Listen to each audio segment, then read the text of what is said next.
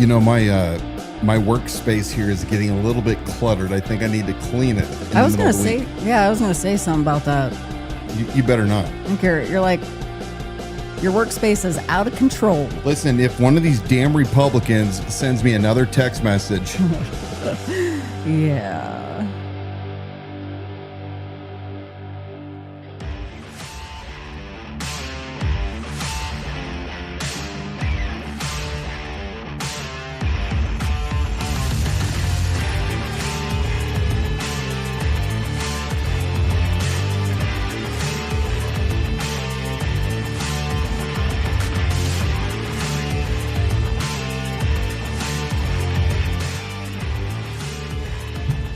Welcome to the Liberty Without Compromise live stream broadcast. We are the only live, local, liberty-minded program in Kootenai County where we expose political power players, politicians, social influencers, power player pastors. Did you get that camera set up? You might be totally out of focus. I don't think you even had No, that. you look good. You look good. I didn't see it on. I just did a check. There you go. You look good. We're your hosts, Dan and Dawna Wilson. I'm here to screen your questions and comments. You can get involved right there in the comments section. Or for a bit more privacy, you can call into the show at 208-366-4671. And you could call in and leave a voicemail. Sorry, you can text that number, 208-366-4671. That's a way to get your questions and comments into the program without necessarily having your name up on the screen if you're worried about that one. If you're watching live, be sure to click the share button on whichever platform you're joining us tonight, whether that's Facebook, YouTube, X, or Instagram. For those of you listening back on our podcast, be sure to catch us live every Wednesday night at 7 p.m. And a reminder, because Ed DePriest is going to be on tonight, opinions expressed are ours only and not necessarily that of any of our advertisers, sponsors, affiliates, or guests like Ed DePriest. Mm-hmm. Tonight on the program, we're looking at what happens when power goes unchecked. That's in government and in the church. We're going to start with new developments at the Kootenai County Sheriff's Office, where Sheriff Bob Norris's highly promoted helicopter program now appears to be on shaky ground. Maybe it's being mixed. Shaky. I don't know. Little shaky going on here. Hey now. And then Ed DePriest is going to join us live with an update from the City of Hayden, including the latest on the city's contract with KCSO. In the second half of the show, we're going to turn to church accountability and church cover-up culture, examining how religious leaders respond when questions are raised, how critics are dismissed as gossip, and how a pulpit can be used to control the narrative rather than address the facts. We're going to play some clips, break down the patterns, and also, as always, take your comments live. Well, anyway, now here's your host, Dan Wilson. Great intro. Thank you. Yes, we have Ed DePriest, City Councilman, Hayden City, on shortly. I know we get those that always get upset. How dare you invite Rhino? Your words, not mine. Rhino Ed DePriest on, and then if we have Casey Whalen, it's like, how dare you bring that Nazi on? Anyway, Liberty Without Compromise. We let people of all different backgrounds within reason. We still are going to monitor some things, but we do believe in liberty without compromise, rights to life, liberty, property, the laws of nature, and nature is God's. Thank you for joining us tonight. We've already gotten 1 month behind us in this 2026 year, and we have just begun February. We have also not strayed far from our topic at hand that we have been talking about for many, many weeks because it is relevant. It applies right here to Kootenai County, and it is important for those of you who call yourself conservatives, call yourselves people of faith, and why when those two things collide and good men fail to do what is called for, it's a recipe for disaster for your very own liberty.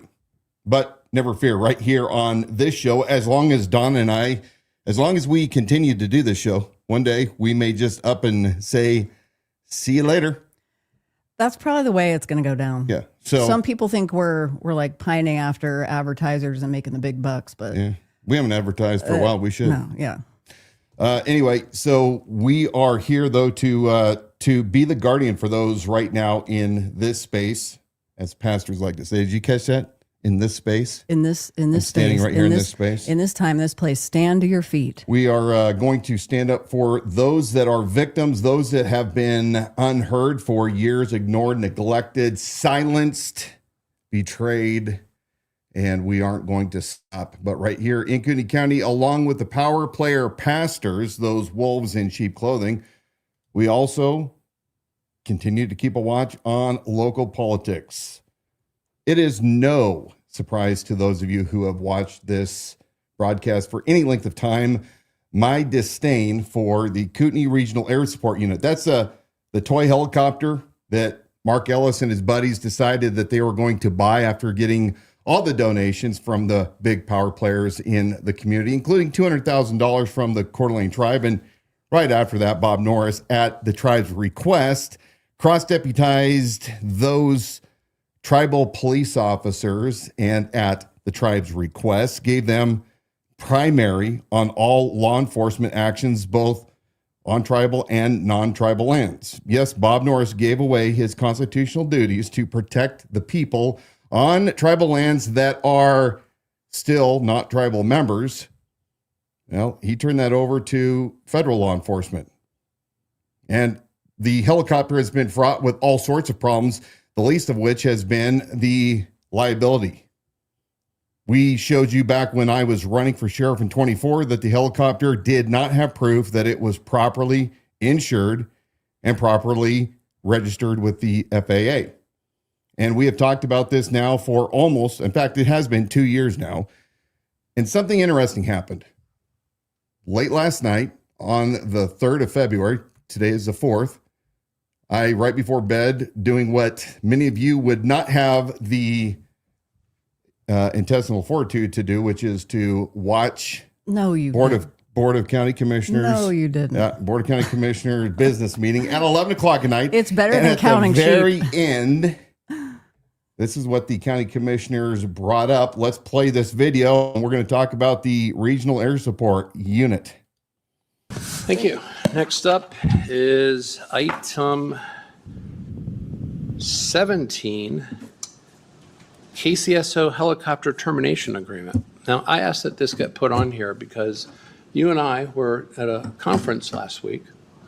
This email comes in kind of out of the blue, and I just wondered if you knew anything about it. Not necessarily. I mean, I knew it was an option for them to walk away, and they chose that option. So the only thing that stands out to me is that the email came from an employee, but a different email address. Mm-hmm. The document was authored by an employee. It was last modified by an employee, and it was not signed. And so therefore, I'm just kind of confused as to what's happening. It doesn't talk about, is this the end of it, where at this point nothing else is to happen and equipment's supposed to come back to the county, or what does that mean? I don't have any of those answers. I did not get pre-warning of this. Okay, well, I just figured as the liaison I would ask, because you're usually pretty clued in on stuff before it gets to the board. Yeah, not in this case. So all right. I knew it was an option, and they exercised that option, so I'll Yes. make sure that the tagged items make it back to Kootenai County. Fair enough. Next up, public comment. Well, I understand, Chair Matari and Special Kootenai County Sheriff Office Deputy under Sheriff Robert Bob Norris, why you would be confused. Because as you said, you got a letter from the nonprofit, but there's a little bit of a conflict right there, right? Because as we told you from the beginning, you have Mark Ellis, who is a lieutenant at the sheriff's office, formed this nonprofit with all those big business guys like Todd Stamp from Aspen Homes and some others. And he was overseeing this volunteer helicopter program that he was legally a part of, registered with the Secretary of State. And he was overseeing the volunteer group that he's also a part of while he's an employee of the sheriff's office. Do you get this? I mean, it's kind of a little bit confusing. Mm-hmm. Well, let's show this record that I was able to obtain today concerning this email that Matari was referencing. Pull up slide number 1. See, I got to make mine bigger because I'm at that point Can't see small stuff. You're at that From stage. Mark Ellis, who is Lieutenant Ellis. Wrote it on the 28th to County Commissioner Bruce Matari, Leslie Duncan, and Mark Eberline. Subject: termination of agreement. And with the attachment, please see the attached letter terminating all agreements between the Kootenai County Regional Air Support Unit and Kootenai County. Page number 2. Here is the official. It's unsigned, as Matari wisely noted. Dear Kootenai County Board of County Commissioners, January 28, 2026. Please accept this letter as notification to terminate all agreements between Kootenai County Regional Air Support and Kootenai County. Regards, Kootenai County Regional Air Support Board of Directors, Todd Stam, Terry Forrester, and Jerry Northrup. Leslie Duncan responded, Hi, Lieutenant. It is unfortunate yet understandable. Please send my appreciation to the KCRASU. Sincerely, Leslie. That was nice of her. So I don't know. It wasn't signed, but kind of part of the course of what Mark Ellis has done since the beginning. He's sloppy, and part of the slop is you put in an email that has an attachment to an official. We're terminating our services with you guys because let me interpret it for you, for those of you in the back seats that aren't paying attention. They can't afford the insurance that we pointed out 2 years ago. They didn't have the correct liability insurance for that helicopter, and they flew it around for, I don't know, year and a half. Yeah. Putting Kootenai County and the state of Idaho at extreme risk in case there was any kind of an in-air accident and that helicopter went into the ground. And of course, once they got caught with the 501c3 not really being as they said it was, remember, we gave a donation. It wasn't a 501c3. We tracked our donation through a shell company down out of California. We requested numerous times for all sorts of documentation. They were never able to produce it. They were going to eventually run everything through the SAR, that's a search and rescue, Kootenai County Sheriff's Office, through their 501c3. They never ran this thing correctly from the beginning. And when we finally brought it up, I'm guessing our letters to the board had something to do with this. They were forced to look deeper. They hired an outside attorney specializing in helicopters and fixed-wing aircraft who reviewed their existing MOU, the Memo of Understanding with the Board of County Commissioners and the Sheriff's Office and this nonprofit, and they had to make some changes. And the change came with, hey, by the way, you, the Regional Air Support Unit, have to fork another $40,000-$50,000. Might be as low as 35, and we never really did get a good figure. And they were going to have to pay for it. And Mark Ellis, bless his heart, he kept saying, the people in the community, the business owners want this helicopter. We don't need to use the, $10,000 a year agreement with Spokane County. But no, we have to have our own helicopter up here, and the donors are going to donate to it. Well, as we watch the catastrophe unfolding before us week after week, month after month, when Lieutenant Ellis and Bob Norris would come before the county commissioners, it became apparent that the community does not really believe in this inferior air unit as would Mark Ellis have you believe. So based on what we heard through the county commissioners and through the letter that I was able to obtain today, it appears to me that this regional air support unit is dead on arrival. Do you think that, or do you think they're withdrawing from all agreements so they can redraw something and present it under a new umbrella? Well, I don't know. I mean, anything's possible. It's Bob Norris, after all. That's my theory. Bob Norris can package a turd any way he wants to, but it's still a turd. Yeah. So anyway, we will always be watching to see what they're up to. Again, for those of you that are too busy, I am paying attention. Next week, we have too much on our plate tonight, but we're going to talk about Lieutenant or Captain Heil, the one that has been rumored to be Bob's heir apparent for sheriff when Bob retires early. Heil, of course, Captain Kootenai County Sheriff's Office, along with a couple other supervisors, lieutenants, and sergeants live up actually in the next county. They drive county take-home cars to the next county because they can't live in Kootenai County. But I heard that Heil is selling his house so that he can be inside Kootenai County for at least a year so that he can be sheriff. Everything's going according to plan. Anyway, Heil came before the board, same meeting, and they're close to $1 million. They're asking the county commissioners to approve for overtime budgets at the jail. And Matari was giving them what for, although I'm not certain if he was really serious or just doing it for theater. Yeah, he strikes me as a theater kid. So anyway, we're going to talk about that next week. And the growing cost of the Kootenai County Sheriff's Office, starting out at $30 million when Bob took over. Now we're over $50 million, and the numbers keep rising. And he still hasn't been able to solve the problem. He has not. Not solving the problem. He has not at all. I think we're getting ready to move in to bring on our guest, and I'm gonna let you do that. But I want to remind those of you who've joined us here in the last couple of minutes that you can share this feed to your page or profile. Get involved in the comment section, even as we're talking to Ed DePriest here in a minute. And you can text our phone number as well. I'm going to put that up on the screen. But back to you, Dan. Several months ago, we had City Councilman Ed DePriest on this show to discuss what was going on between the City of Hayden and Kootenai County Sheriff's Office regarding the contract services that the sheriff is providing for the City of Hayden. There's been lots of talk in the community, both pro and against having Kootenai County provide law enforcement services. Some say that they want to form their own police department right in the City of Hayden, which will cost a lot of money. Others have said, no, we want to keep Kootenai County Sheriff's Office doing the work that they always have. It's been controversial. The cost overruns that Bob Norris originally gave to the city were way off. Newsflash, Bob Norris does not know what he's talking about when it comes to numbers. Just remember that. He negotiated a woefully low number for the amount of deputies and equipment that he contracted originally to the City of Hayden.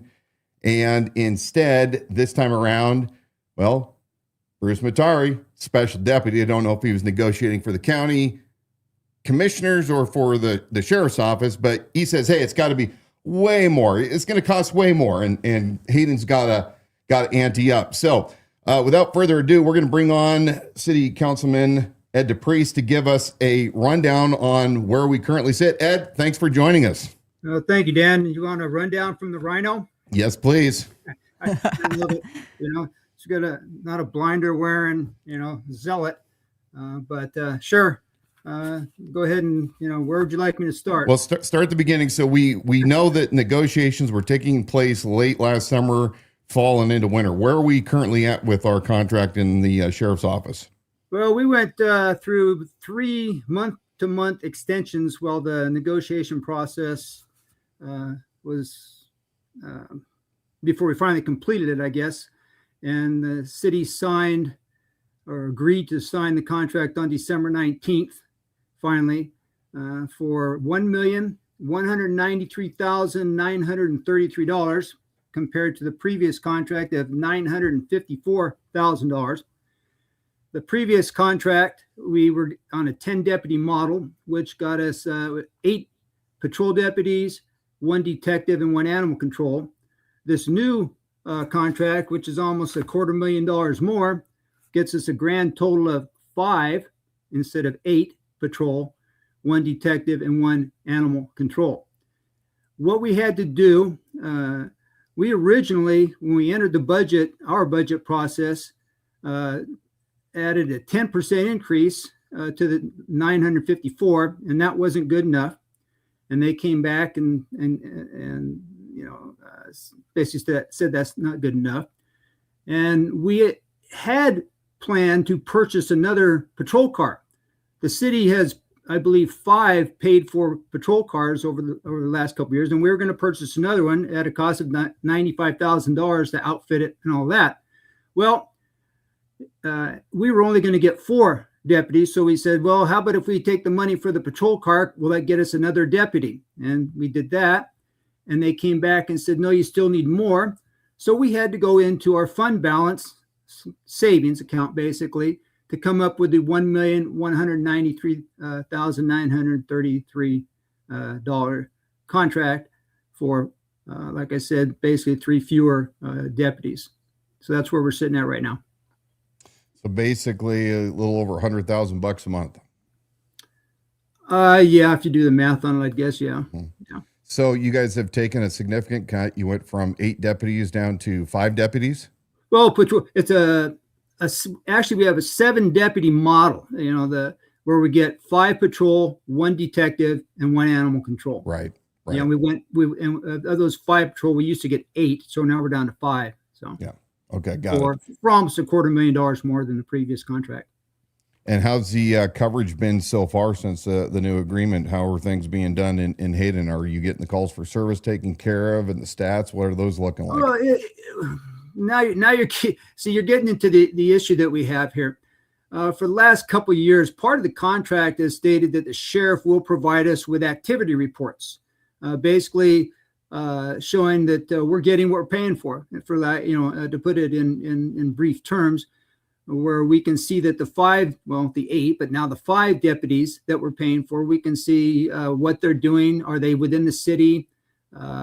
What type of calls are they going on? How long are they spending at those calls, et cetera? What we get now is basically just a monthly report that shows, the top calls for, the top call for service is animal control, that type of thing. We just get kind of a recap. We can't really see where the deputies, the Hayden designated deputies, what they're doing. And so we've said we'd like to, we ought to be able to do this. And from what we're hearing from other entities is that they all use the Spillman system. And we're being told that they are able to provide various reports that we're asking for. But in the last 2 years, we haven't been getting them. We have Councilman Roeder for the last couple of years has asked if the city, as part of the accountability, Verizon is willing to provide GPS trackers and geofence the boundary, the borders of the city. And then for, $200 a year per vehicle or something like that, be able to extract data, which will show the deputies within the city boundaries and if they leave the boundaries or not. And one of the issues that this has been a non-starter for the sheriff. No way, not going to do it for various reasons. One would be, your deputy may be taking a detainee to jail. Okay. Your deputy may be in court. Okay. Well, if that's the case, that's fine. We look at it and say, well, this deputy was out for 2 hours. What was he doing? You should be able to go to the log and go, well, yeah, he was taking a Hayden detainee to jail. Great, no problem. Or, yeah, he was at the court related to a Hayden case. Okay, great. We're able to account for it and see what's what. But this new model, and if you watch it, it sounds like the county has gone to what they call 100% cost reimbursement.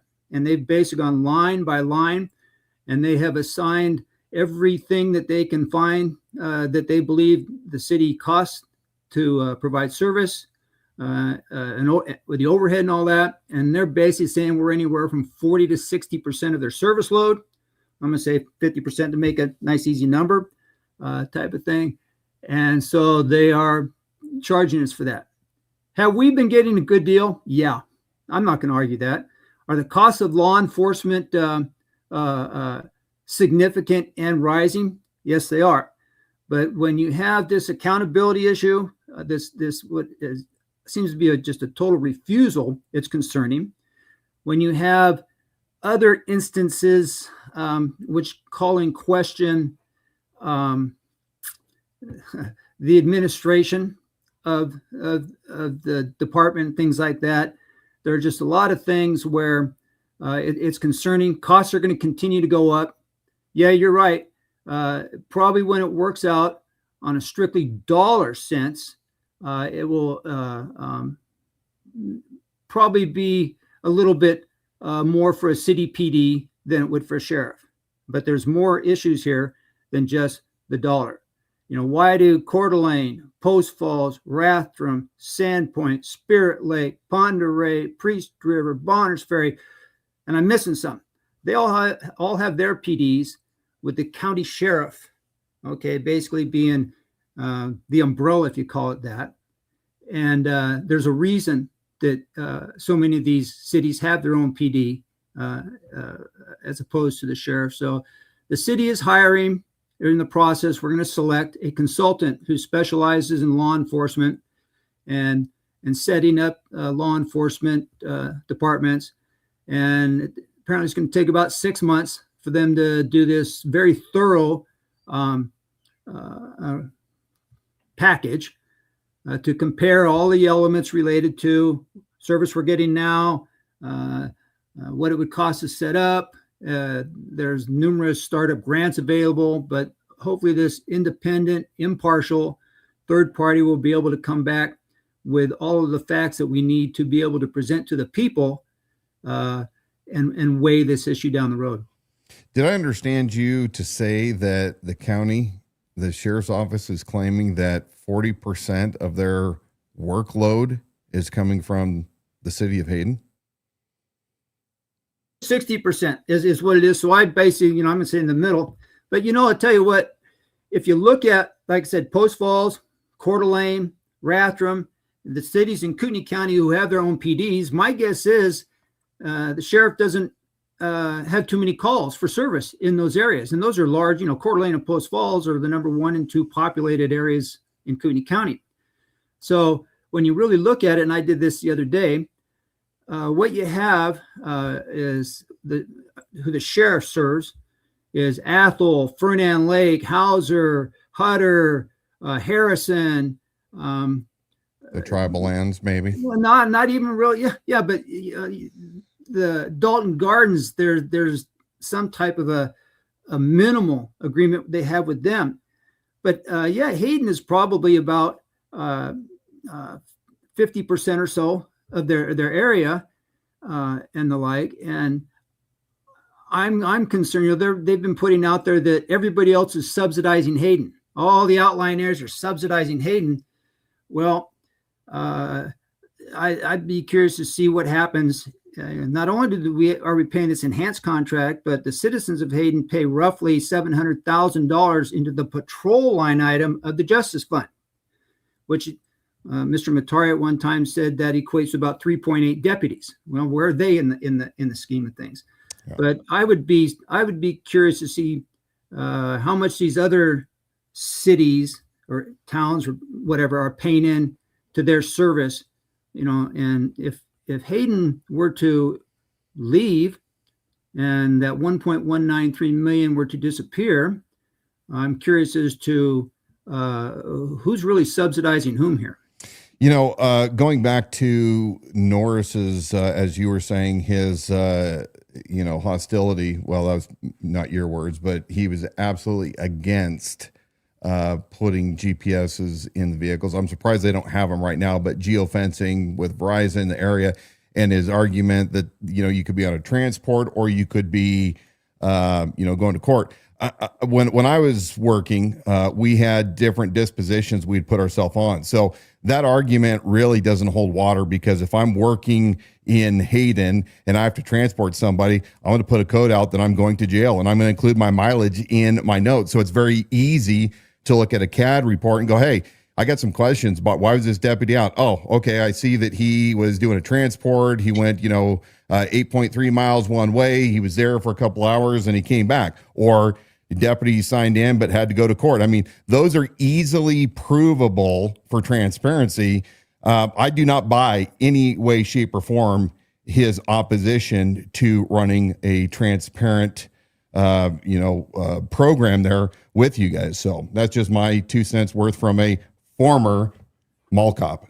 Well, what you just said is very much what I've heard from others in other agencies. I've gone on several ride-alongs with the at various shifts and things like that, and I'm pretty sure that the sheriff knows that, at least I would think that they'd be able to track. They know where their vehicles are. They should be right now. But because they have the cameras, they have the Motorola cameras, and those cameras keep locations at all times. Well, that's what I'm saying. However it's done, I'm not a tech. I don't understand the technology, but I don't think he's telling quite the full story. In today's society, and with technology available, I would hope that a law enforcement agency would be able to look on in their system and know where all of their deputies are at all times in case something happens to that deputy, and he becomes incapacitated. You better be able to say, okay, he's at, the intersection of Ramsey and Hayden Avenue. 10 years ago in our patrol cars, they track us. We could find whatever other unit that was working in the entire county, other agency they were with. So, we're not that far behind Kootenai County. Spillman is not antiquated. So it's very fascinating. But I think it's going to be interesting here to watch how things work for you guys this year with diminished, patrol and going down in manpower, plus going up in cost. If I can, we get the reports, and like I said, animal problems are the number one issue, followed by, citizen assist, what I call crime, murder, rape, robbery, assault, right. The big crimes. We don't have, you look at the year to year, totals, we don't have any of that. And so this is the, what are we trying to weigh here? The biggest complaint we hear in the city is traffic. People speeding, they're going down my residential street too fast and this kind of stuff. So when people say, how many do we really need? And I think this is going to be a big part of what the consultant run all the numbers and look at it, should be able to tell us exactly based on our crime, what do we really need? Yeah. And, I would love to see the calls for service versus self-initiated. And, it would be interesting to run those numbers. How many times are deputies being dispatched versus how much are they doing to be proactive outside of traffic? We get there's one on there, their calls for service, and, they kind of come in and out of it a little bit, but most of them are saying, and it's things like suspicious. Yeah. Well, is that somebody calling in and saying, hey, there's something happened and somebody's, lurking around, or is that a deputy who's on patrol doing his job, seeing some guy, in a hoodie, creaking around somewhere, and he says, hey man, what's up? What are you doing? So that's exactly what we say. How many of these calls are deputy initiated versus actual people calling in for service? Well, they should be able. I mean, that absolutely, they have to be able to track that. Yeah. For a host of reasons, but are they not putting that in your reports to how many things their deputies are self-initiating versus being dispatched to versus even backing up other agencies or other deputies that are out of district? To some degree, and you might see me looking around. I'm looking for, I usually have one of those monthly reports that I can look right at. And what we have is, I'm going to try and visualize it here. Up in the left-hand corner is usually a year-to-date with a 3-year, run across, and it's, all the lists of them, murder, burglary, residential burglary, non-residential burglary, and on down. And then you'll have something where it says hotspots. And of course, if you live in Hayden, you probably know where the two hotspots primarily are, and that's going to be Walmart and Super One. And those are where a lot of your thefts or who knows, drug deals in the parking lot, or who knows what's going on there. And then it has up in the top corner, it has citations or whatever, DUI, traffic, and the like. And they're really, if you look at it, they're very low to be honest with you. When you have 9 citations or whatever it is in a month. And if you ask me, that's pretty low. Well, not only that, but I mean, if they're saying that 50% or whatever the number is being taken up by Hayden, and you're looking at these numbers going 9 sites for a month, I mean, then what is the rest of the county? Are the deputies just running the roads and, getting windshield time, or what? I mean, we know that's not true. That's primarily why we would like to be able to, in my mind, and when I went on the ride-alongs, they have the screen there. And it has all the deputies, and you can see what's going on all in the county. But ideal at, I'd say, hey, listen, we'd like a weekly report or whatever, based on the deputy on duty each day. And we're only they gave us a schedule. We're going to get one deputy from, 4 to 6, and then one deputy from, whatever the shifts are. They have 3 shifts, and we're only going to have one on duty Sunday through Wednesday, I think is their one of their. But we're going to go the graveyard shift is what I call it. We aren't going to have anybody on duty. So as they're going to use those 5 deputies to schedule those 21 shifts, we're only going to have one on. So the math has never made sense. It never has made sense. Yeah. We want to be able to look at it and see, okay, Deputy A in Unit B logged on at, not 09:30 or whatever it is. And at 09:45, you got a call for whatever suspicious at this address, whatever. He arrived at the address at this time, and this was the disposition and the end of call, and be able to basically sequentially go through the day. Yeah. And he logged out at whatever 1600, that type of thing. And I think that would give us the opportunity to answer a lot of these questions as to exactly what's going on. Are we getting what we're paying for? Are the citizens getting what they're paying for? Really? Councilman Ed DePriest, any last closing comments? Well, no. Okay, no, but yeah. This is not going to be an overnight process. As I said, the consultant's going to take roughly 6 months. It sounds like. Yes, there's a division in the community. Whether or not a PD or a sheriff, much of it is ideological, which I don't think the decision should be made by ideology. One thing that's concerning to me is people say, well, yeah, the people elect the sheriff. Absolutely. And the police chief is at the will of the council and the mayor, who are elected by the people. And what they're inferring there, at least by my take, is that the council's unethical. You can't trust that council to deal with the police chief, that he'll be using that police chief for his had an unethical sheriff. I know that. So this business, the inference that the council and the mayor are unethical if we have a police chief versus an elected sheriff. Sheriff's not going anywhere. He's still going to be the sheriff of the county, and like Post Falls, Coeur d'Alene, we'll just have ours. You would think it would take a lot of their burden off of them. Well, I mean, after all, he's been to everybody. He has jurisdiction countywide, which, I believe he does. He uses it when it's convenient, and then when it's not convenient, of course, and it's everybody else's responsibility. But, he targeted chiefs that were doing things by the book, full transparency. He didn't like the fact that he was being named as a person mentioned in or person involved in, like the infamous town hall event.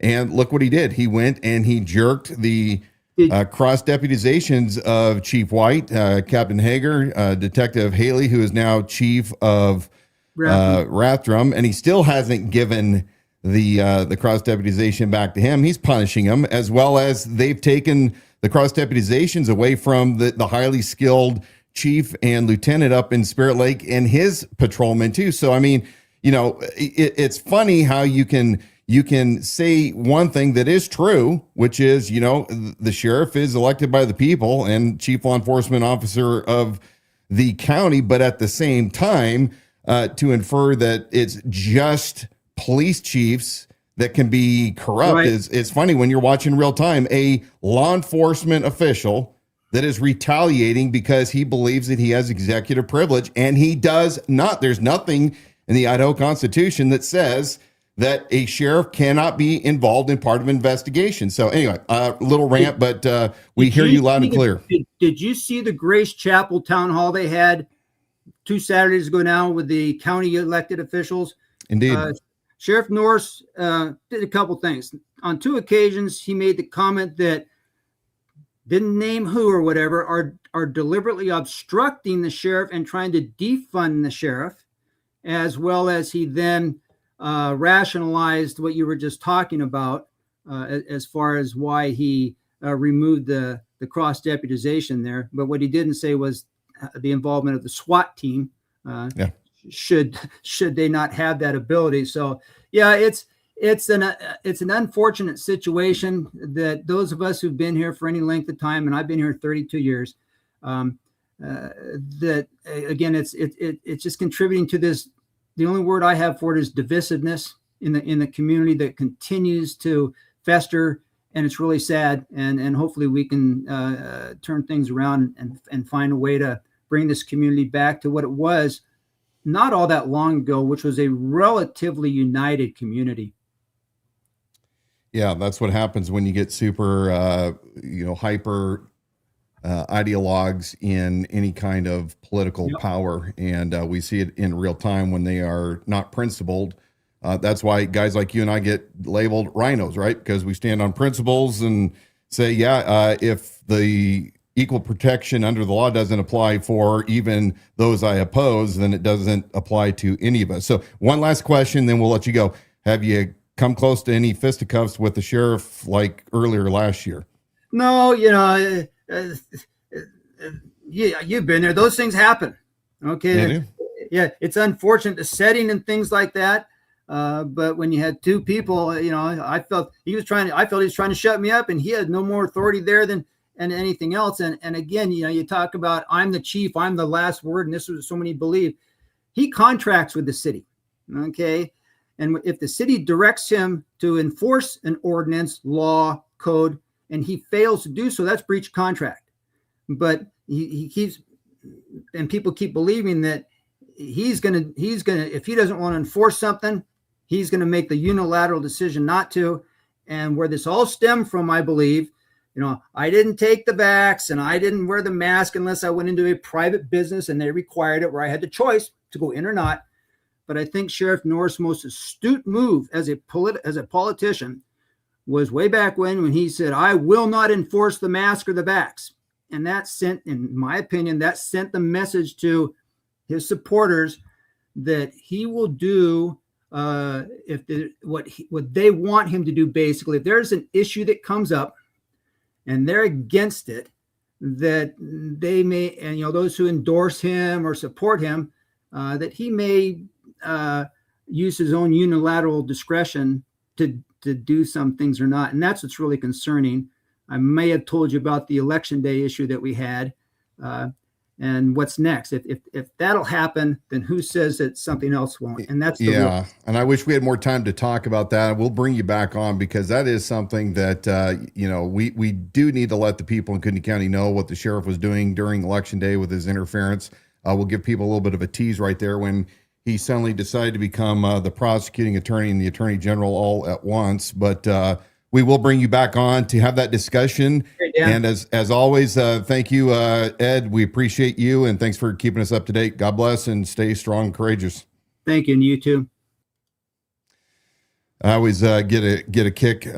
Many people don't realize that it wasn't that long ago that Ed and I were sparring pretty hard on X. Yeah. And finally one night we had a 2-hour phone call. And, when you get a chance to talk to people, a lot of times the things that you think that you're really against or you're opposed to sometimes will surprise you, and you find out that you have a lot more common ground, and you can still stay in the corner of the things that you adamantly believe that the other one doesn't. But you don't compromise. It doesn't mean, that just because you talk with people and appreciate where they're coming from at certain times that they're an enemy. Yeah. So, there's some people that want to talk to you right now. Oh yeah. They think it's just, you just have your differences, and who's that? If you get together for lunch, then you might work it out. Somebody's going to buy me lunch? Yeah, might work it out. Jeepers. Well, it depends on where we're going to lunch. A lot of times you can get together with people and have commonality and conversation, find common ground. And then there's other people where you just draw a line and say it would actually be dishonorable to meet with that person. Yeah, and I've always known Ed, to be an honest person. So, yes. And consistent. Anybody that will, yell back at Bob Norris when Bob Norris pops his cork, is somebody that I got mad respect for. Some strike in his favor there. It was interesting watching this comment section, because you have locals who are saying that type of a hefty budget to provide coverage for Hayden, it doesn't match up with what I'm experiencing when I'm looking outside. Mm-hmm. So they're finding reports on animal crime. They're trying to make this add up. They're not really believing it. Well, I can't believe some of the things that he said. We don't have time to talk about him tonight, but let's just say there's some bullshit going on there with what KCSO is telling Hayden City Council. That's what I'm thinking. Now, we are getting ready here to talk about, some things in church cover-up culture. And primarily a lot of people who've gotten whipped up with what we've exposed and information that we put out. And one thing I didn't prepare you for is, as part of that, I had a piece as well with a few clips put together. So I'm just giving you a heads up because I want to try to fit that in the best space here as we move forward. And a reminder, you can join us in the comment section. If you've got questions or comments, I've already also have a question coming in by text. So 208-366-4671. You can text that number and leave your question or comment. We'll get it up into the program. Take us back to, everybody knows that we've been talking about the altar, Tim Remington, John Padula, proven liars, both of them, into extremely weird stuff. They stand up for sex offenders over the sheep, a lot of depravity, in my opinion, going on there. We've talked for 2 months every week about Paul Van Noy and the events that have, transpired since his daughter Danielle, watching one of our broadcasts of the undercover recording, came out and wanted to set the record straight. And then a continual barrage of more victims that have come out, some that we have not even published yet because there are many more than Danielle and Alyssa. We've talked about Paul in his own words with the recordings that were released of him saying that he molested his neighbor when he was a teenager. Nobody knows. He was a badass. He held up stores with butcher knives. Then when that leaked, he came back in and he's like, oh, well, that was just, I didn't molest my neighbor when I was a teenager. We were both kids playing doctor. The continual denying, the gaslighting, nobody, to the best of my knowledge, not a damn one person from Candlelight has ever looked to the victims and sought the victims out to try to hear their side and to do the godly thing, which is to provide them comfort. No, it's just ignoring, like Don Bradway, who wants to run his big fat mouth, the big zero that runs his mouth, and he can't even stand up for the people that have been violated. And so as we have had this discussion in the community, all the flamethrowers come out, they run their mouth. Last week, it was in response to Joel and Noel Van Noy and Paul Jr. running their mouths and saying pretty crass things, showing the unruly, unmanageable children that they are, the white trash that they are. We published last week all of their interactions with local law enforcement for about the past 10, 15 years. And they include everything from custodial disputes to DVs to malicious mischief to theft, you name it, these guys have been involved. And it's a pattern of behavior that shows what a household that Paul Van Noy ran. And out of the 4 children, the only one that does not have a police record is the daughter who was sexually assaulted in her bed, in her room, by a neighbor, Jacob Saldana, who was an adult. She was a 13-year-old child. Paul, her father, the pastor of Candlelight, knew about the abuse, and he failed to do anything about it. No justice for Danielle, the suffering that she experienced for years. And we have all those out there in the community that still want to go after Danielle. They want to go after Alyssa. They want to go after others that have come out and shared their stories. And that's okay.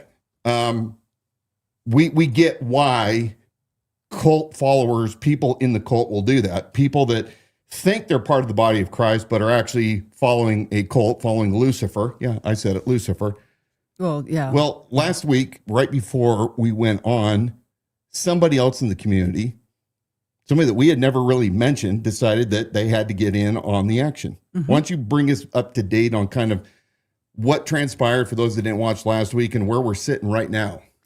You had Pastor Jim Putman from Real Life Ministries that made a post that some people, about a minute and 3 seconds, where he's addressing this issue of internet gossip and information that comes out via social media. He makes a pretty broad stroke statement that it's ungodly.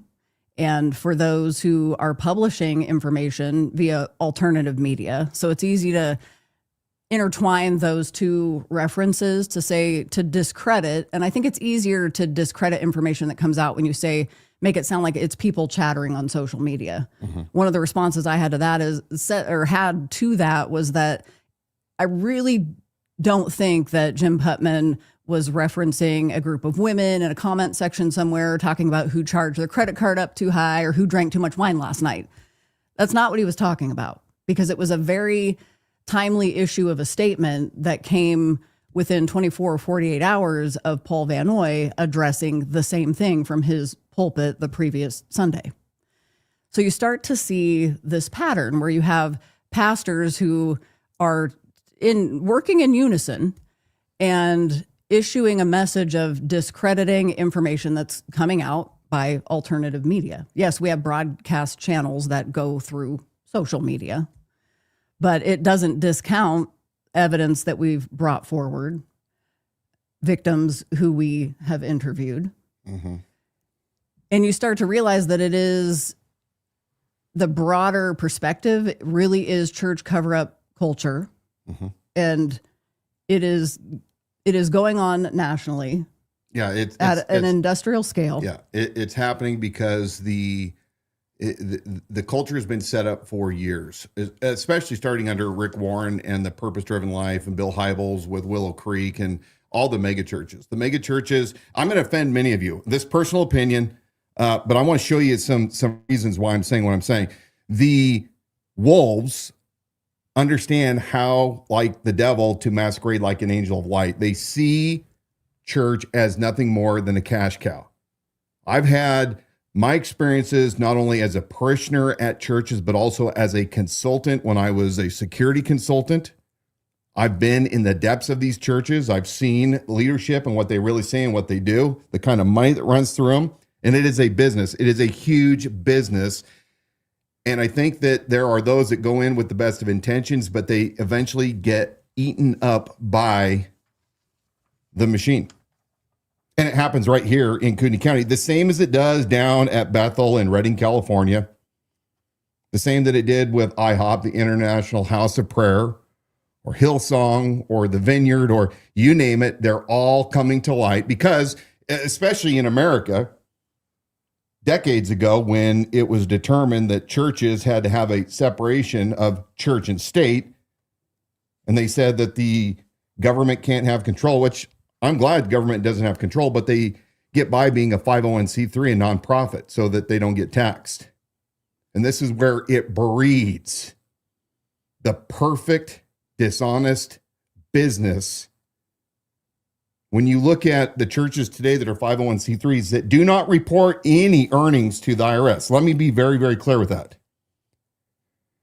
Churches that are 501c3s do not produce any kind of tax return to the IRS. And if the churches are not providing to the congregation a CPA issued tax return, an audit, a profit and loss statement, all of the above, and if they don't produce line by line what every pastor is making in their entire compensation packages, to include any auxiliary, and we're going to talk about those auxiliaries, there is really no accountability. And what we're finding in many of the bigger churches around here is that they don't do a really good job being transparent with the congregation. It is a business, and in order to be a 501c3, you have to incorporate as a legal business entity. Jim Putman decided to insert himself into this fight. And I am obliged now to take a look at him and to have a discussion because it's disingenuous what he said. He can sit up there as the king that he thinks he is with all of his books that he has written and all the good for the kingdom that he has done. And that somehow gives him the right to come in and call others immature or maybe not even really saved. But he's leaving out some pretty important things. Some things from his past. Some things that maybe need to have another look at again. But more importantly, the continual pushing aside, discrediting all those victims. those that are crying out for justice. And I get it. He wants to say, look, we need to have credible witnesses before, but here's the deal. If none of you men will actually get off your asses, your fat asses, and go meet with these victims and form a committee to start taking interviews, how is any of this going to happen? Especially if statute of limitations run out, Jim. No, it's easier for you to not get involved to protect your kingdom. And let's take a look here. We pull up our slides. I want to go to page number 4. And it's important that we look at this because we're going to do it real fast. There's 18 pages. I'm not going to go through this line by line, but I just want to show you. These are pulled off Kootenai County Assessor's website. Real Life Ministries in Post Falls. We're only talking about their main campus, and then we'll talk about their auxiliary field. I pulled out their original articles of incorporation in 98, and then when it was redone in 2000, and then in 2014. Some of the interesting things that I didn't put in here tonight is such statements like they are going to be accountable to nobody outside of their own body, to include any other ecclesiastical type of institution. So they are not going to take recommendations or advice or admonishment or anything from anybody. They're only accountable to them, themselves. So you have this building right now, and we're going to go down partway through number 4. See if I can pull this up and see it a little bit better here. Yeah.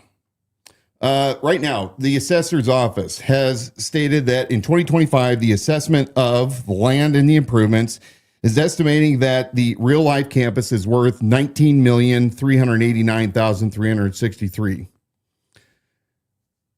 The tax base, based on $19,389,000, would be pretty large. And there are approximately 120,000 square feet of taxable space.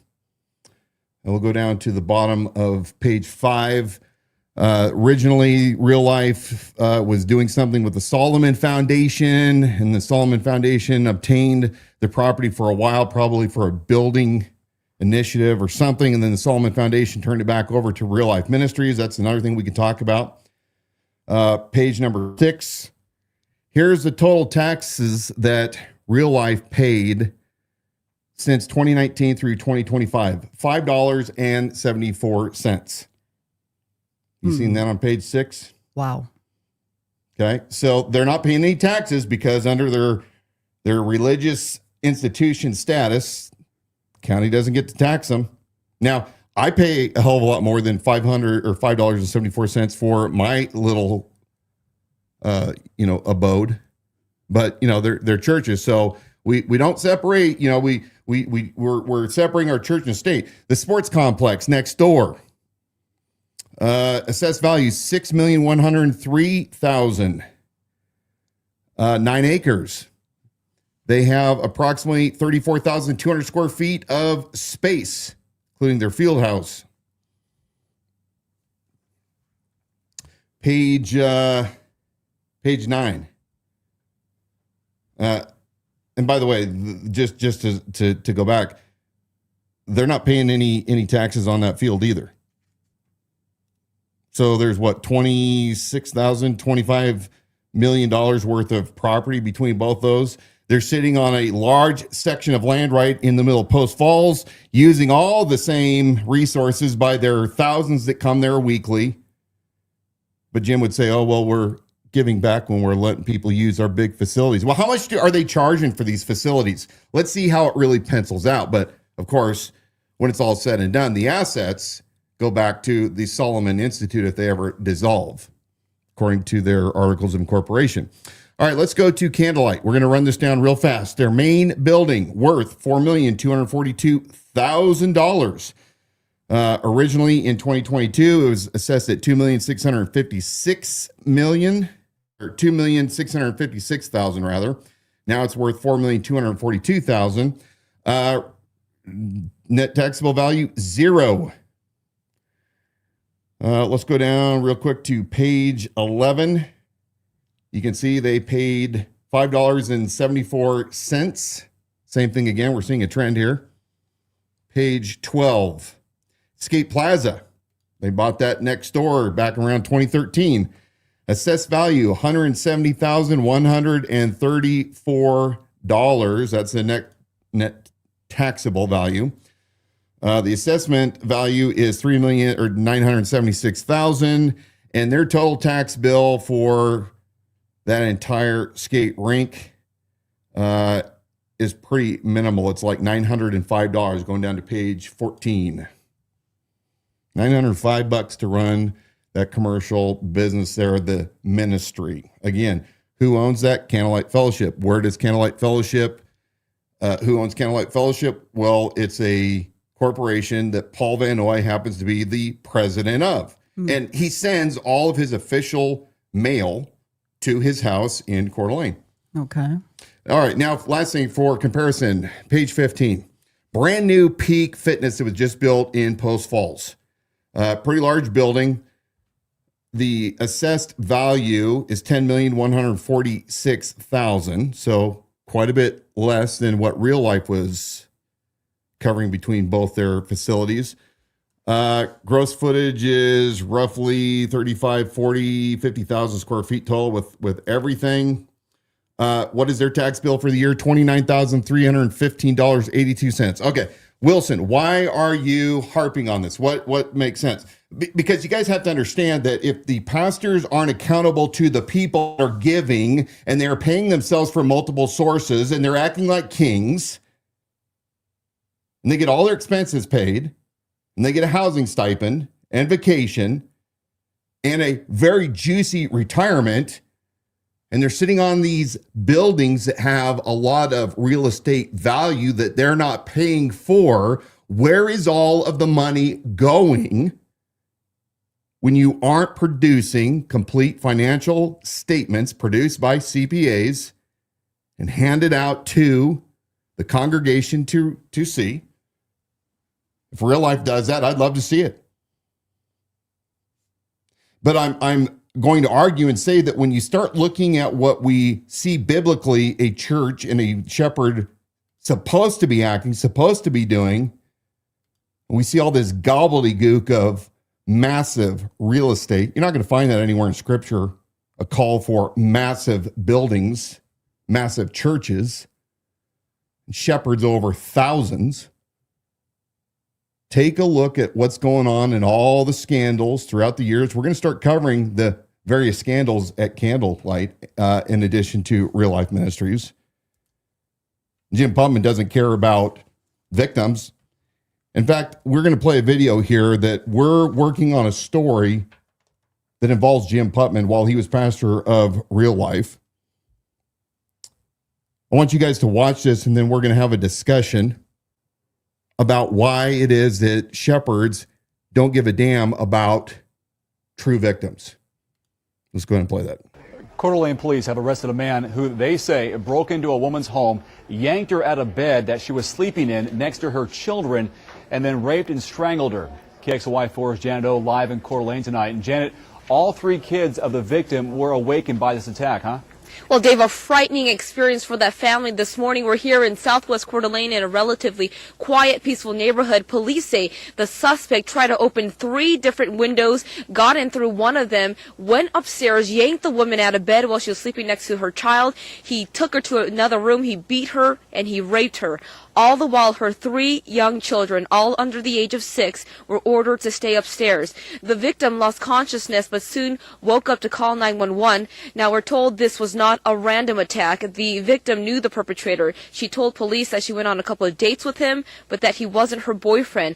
With the information she provided, police were able to quickly track down and arrest 27-year-old Graham Barrage. He's now in Kootenai County Jail charged with burglary, rape, and attempted strangulation. The victim has been treated and released from the hospital. Reporting live in Coeur d'Alene, Janet O, KXLY4. From our North Idaho newsroom tonight, the Coeur d'Alene man who attacked and raped a single mother of 3 makes his first court appearance. 27-year-old Graham Barrage faces 5 serious charges. KXLY4's Annie Bishop was at that hearing. Annie, what did he say today? He said a few words only to acknowledge that he understood the crimes for which he is charged with. He did, however, appear confused as the judge read those charges. The hearing in all lasted just a few minutes. 27-year-old Graham Barrage allegedly broke into a home early Wednesday morning and attacked a woman as she was sleeping with one of her children. Police say he then dragged her into another room where he raped and strangled her. The woman's 3 children were in a room nearby. The state requested his bond be set at $1 million because it was such a violent crime. And when you read the reports, they get even more serious. We're essentially talking about a violent home invasion rape, about the most serious type of crime one can commit short of murder. The victim was taken to Kootenai Medical Center. She's expected to recover. Police say the pair did know each other, but were not considered boyfriend and girlfriend. Reporting live in Coeur d'Alene, Annie Bishop, KXLY4. I was back in January of 2008.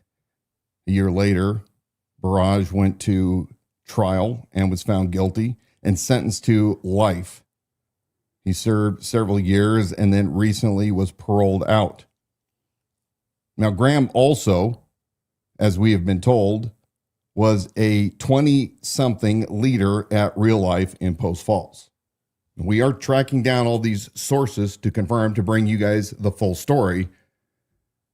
But it was a heinous attack. Those of you that are fathers, can you imagine your daughter with your grandchildren in their house being attacked in this manner and raped and attempted to strangle, attempted to be murdered?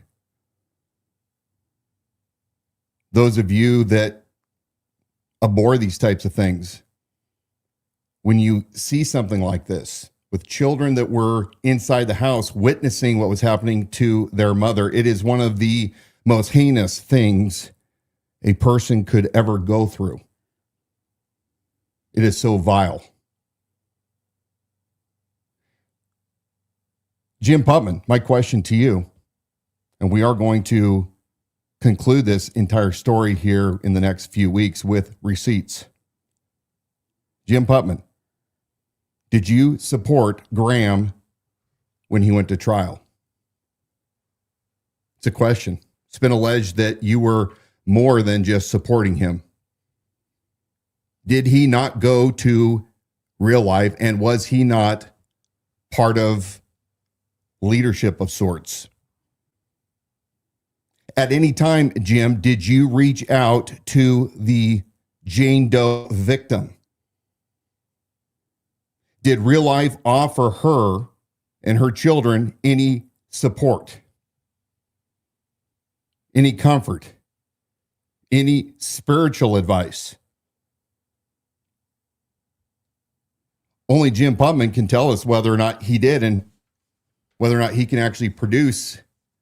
But what we're being told, and we are pulling the records, that Jim actually vouched for this kid. There's something seriously wrong with these so-called pastors who refuse to take care of victims. And I get it. People can be accused of things that aren't true, and there needs to be consequences when somebody is falsely accused. There has to be consequences. But you're in a unique role as church leaders, all of you, not only the senior pastor, but the elders. Instead of looking out for the reputation of the pastor and the organization, what about the victims? You had something that you wanted to play that dovetails into what we're talking about. It does. We here a bit ago, we talked about how Pastor Jim Putman of Real Life Ministries inserted himself into this conversation about social media gossip or information / we could call them accusations coming out via alternative media. And his opinion was, don't address it, don't give them a platform. And on the surface, it does sound good. So you had a lot of response in the comments defending Putman, saying, well, what he's saying is biblical. I want to bring back, and this is that there's a reason that we're replaying 2 clips We want to set the context, though, because what you're about to see, it's not isolated. You start to see a pattern. So first, you're going to hear Paul Van Noy dismissing scrutiny of his actions, because we've been exposing that over the last 2 months. He's dismissing that as social media gossip.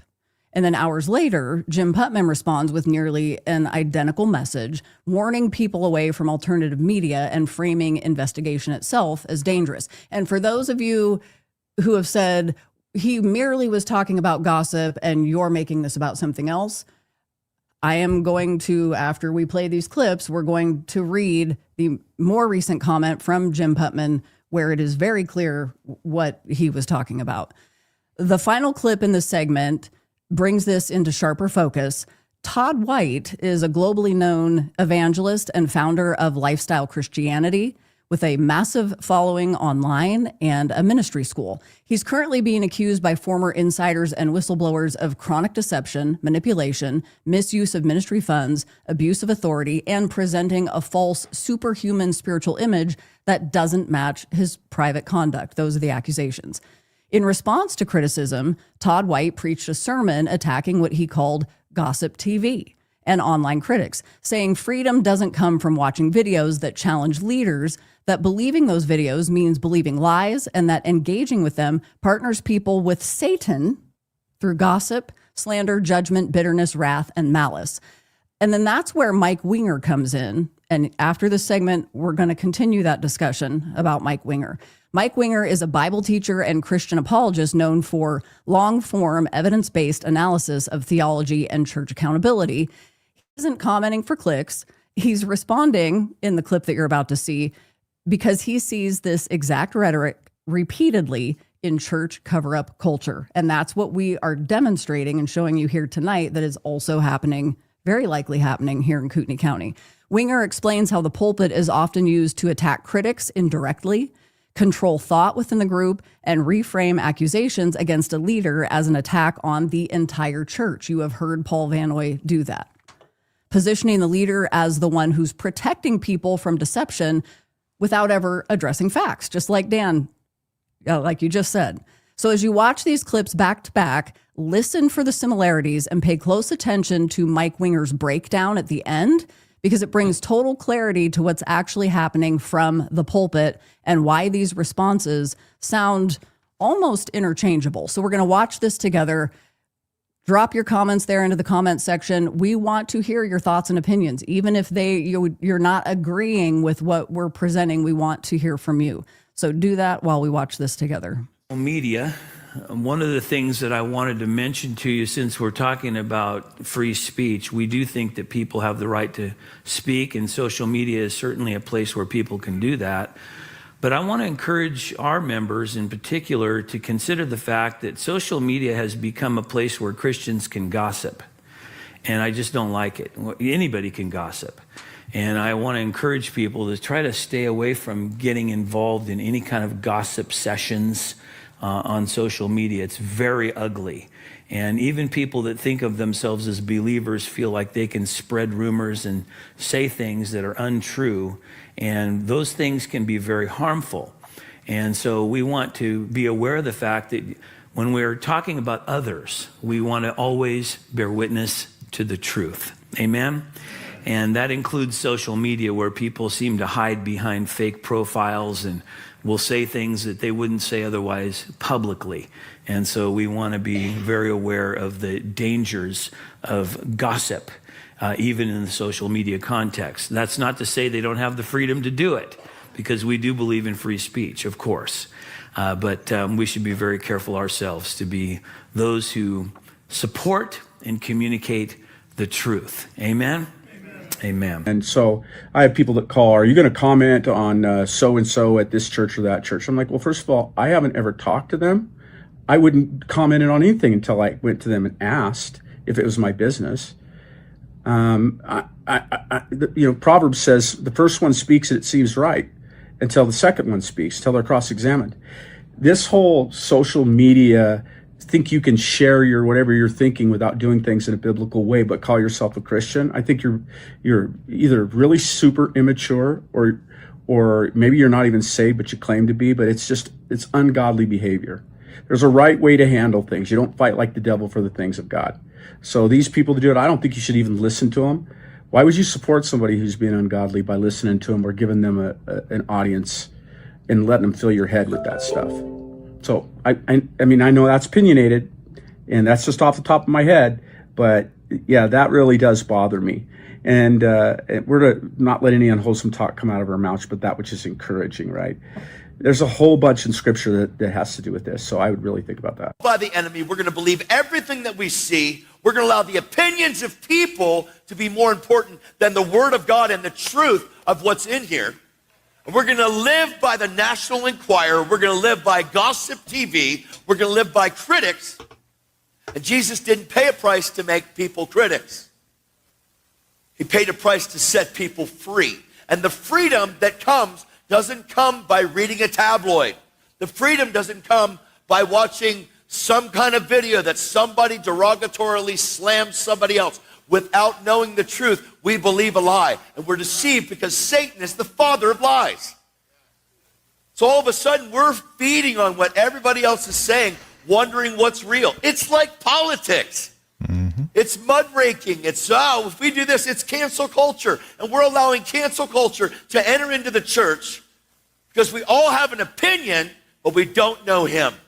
And it's not okay to live your life governed by that. It'd be good to shut off every bit of social media and go after God with everything you are. Stop living for a like and start to find out that you're loved.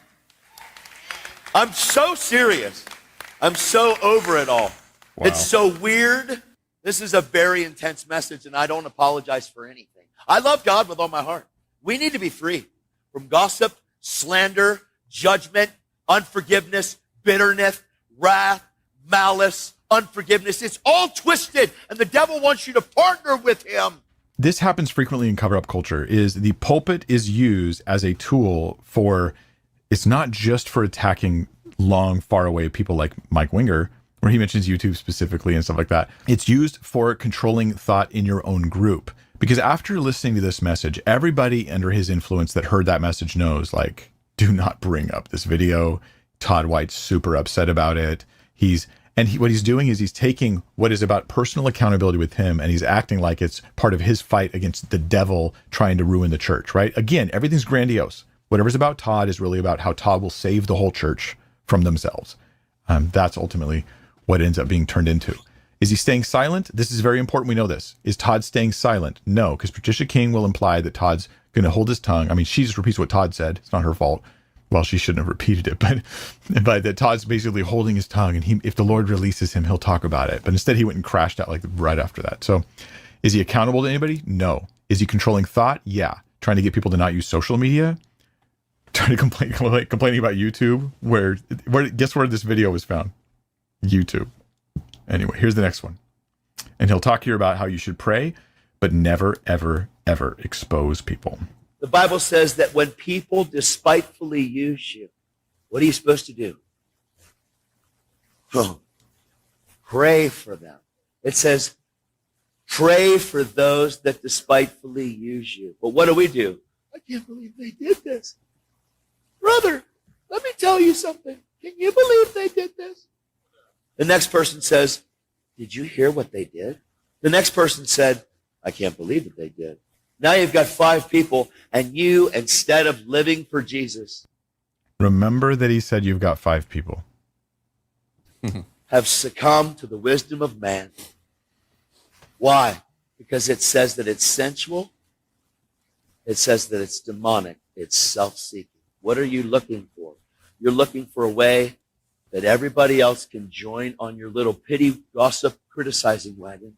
And what you've done is you've given everybody else a different lens to see them through. He's, I think, very clearly talking about himself. And who is he talking about, pity party? Who is he saying is basically doing evil? It's the witnesses who talked to me, and it's the people who saw the video and then told other people about it. That, I think, is the most fair interpretation of what he's doing here. Cover-up culture is using your spiritual authority in your pulpit to demonize and attack people and punish them and terrify the crowd so that you never get exposed. He says, you should be praying for me, not exposing me. What's he doing? He's exposing. He's exposing, but his exposure is based upon self-preservation and deception, not on truth and honor of Christ.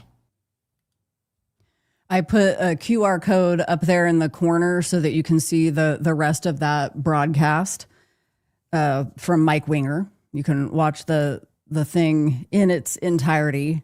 And as Linda Cook, joining us there on Facebook, just commented, the similarities in the messaging is alarming. And it is. I mean, that was when I heard they that. all learn it, though. This is the thing. Behavior. It's learned behavior. They all go to the same conferences. They're a part of the same cultures. They're on the same book reviews. You know, they do all this in unison, and they've learned how to sound like they're full of wisdom. Well, because you do. He starts out, Todd White starts out, and you're like, yeah, like that makes sense. I'm on board. But they're missing the part, which is, if we confess our sins, he is faithful and just to forgive us our sins and cleanse us from all unrighteousness. Everything starts by exposing the evil to the light. And then once you look at it as you know, what's his name? Wise man Jim said, you know, one way, the Bible says one way seems right until another comes along and they're cross-examined. Well, yeah, that's the whole point, but we can't even get to the cross-examination because none of you will get off your asses and actually ask the questions. I mean, here is the thing that blows my mind. 8 weeks, one pastor has stood up and said that he doesn't agree with what's going on, that Paul should stand down. One. You have all these other mega churches. You have one place with Pace Hartfeld. You have the Real Life Ministries. You have His Place Church. I mean, they're all over, and not a one of these pastors has bothered to say publicly, you know what? These are very disturbing. These are very serious accusations being made against a shepherd of God.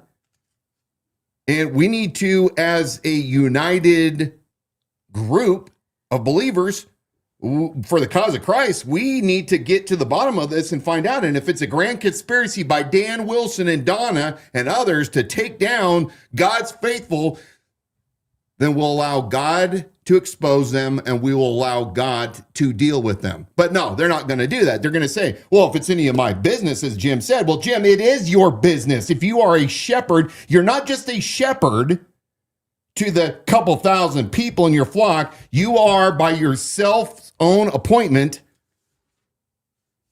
you are a leader in this community.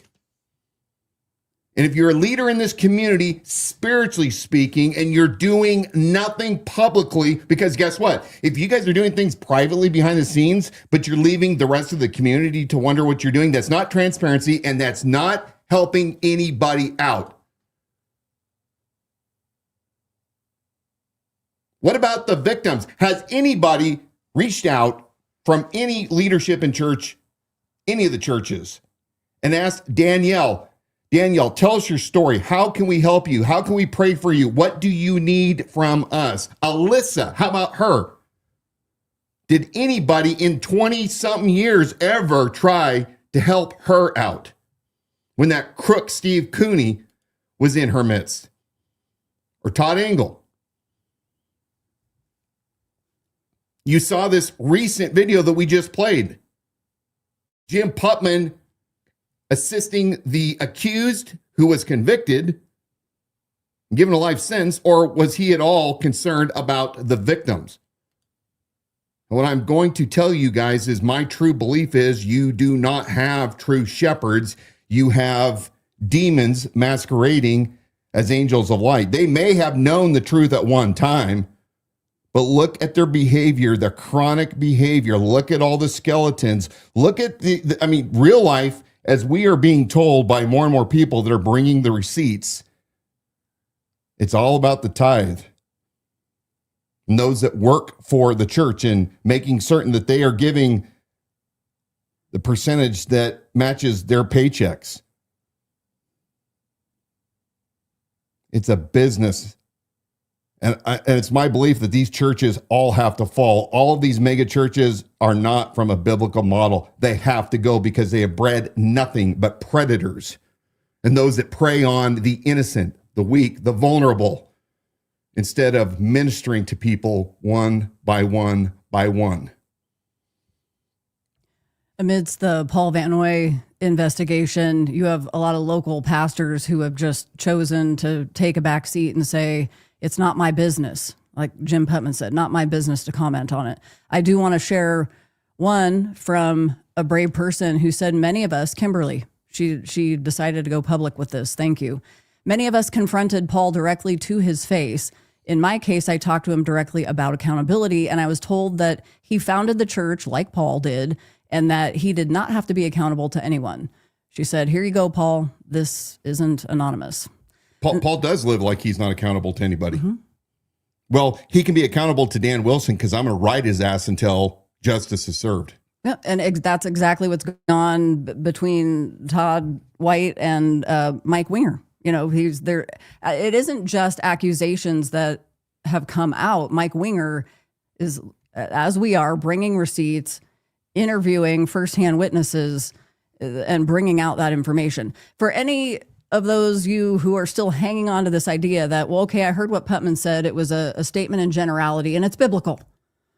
Don't gossip. But did Putman really feel so strongly about this general idea of gossip that he would go so far as to question somebody's Christianity?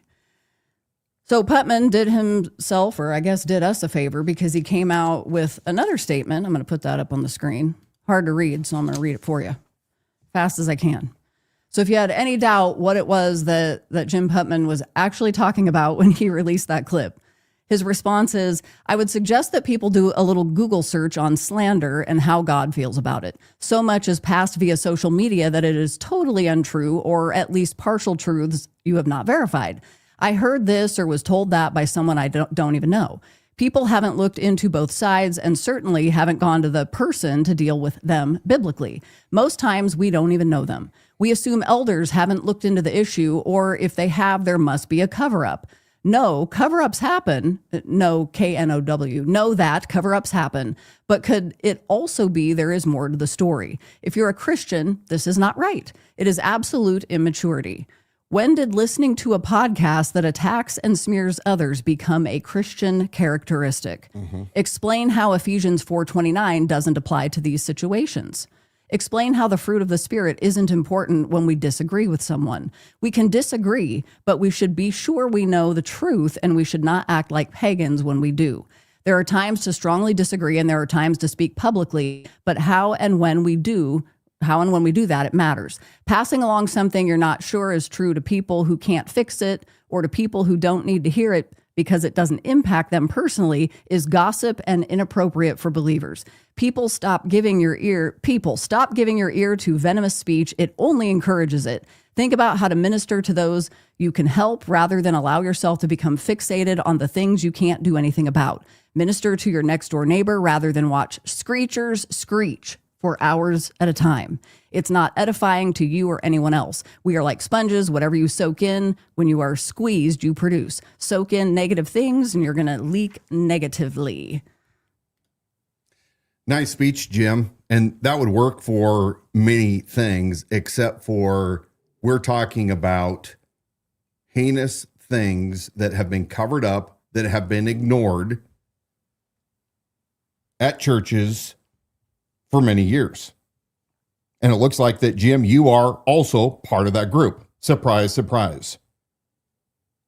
You know, when you also, well, I won't go there, but let's just say that Jim is the exact kind of guy that would have given Jesus what for when Jesus went and took on the Pharisees. Did Jesus have the authority? I mean, if we're going, look, Jesus was God. We understand that. But given the time, would you have held Jesus to a different standard if you would have said, well, Jesus, you didn't go and ask for a meeting to present your beefs with the Pharisees? I mean, the Pharisees, man, are in high regard. I mean, they're right up here. You can't become a Pharisee with just any old pedigree, not an online certificate of participation. Or how about why don't you, Jim, read when Jesus drove out the money changers in the church? How come he didn't file a complaint with the temple? Why didn't he say to the priest, hey, we need to talk about this because this ain't right? No, there are times for action because what is going on is so egregious that people like you that should be writing the safety of the church, you should be on top of it, and you're not because you're too busy promoting your latest books, your speaking engagements, that you allow people to get grievously hurt. You're acting as if we're talking about somebody that did something at a church that they don't like. They didn't like the music, or, so-and-so's kid did something. We are talking about people that are doing some of the worst of worst things, and you don't have anything to say other than, well, when people contact me. Oh, by the way, why are they contacting you, Jim? Exactly. Why are they contacting you? Oh, because you have set yourself up as a leader. You are a self-appointed leader. And the reason I say that is go back to your original articles of incorporation. You put yourself as the head of Real Life Ministries. You appointed yourself. You signed on the dotted line. You signed that business agreement. Don't tell me that you're not self-appointed. You're only self-appointed when it's not uncomfortable for you, or when the people that work for you can't take care of business for you. Every once in a while, Jesus needs to come in and he needs to start turning tables over. And he does that sometimes by imperfect people like me, like Dawna, like those that actually have a story to share. And you are missing a great opportunity. Supposing that you actually have the best of intentions for the gospel of Jesus and for the church, your best intentions, you should have seized on this opportunity to lead by saying, you know what? I'm the biggest church in the area.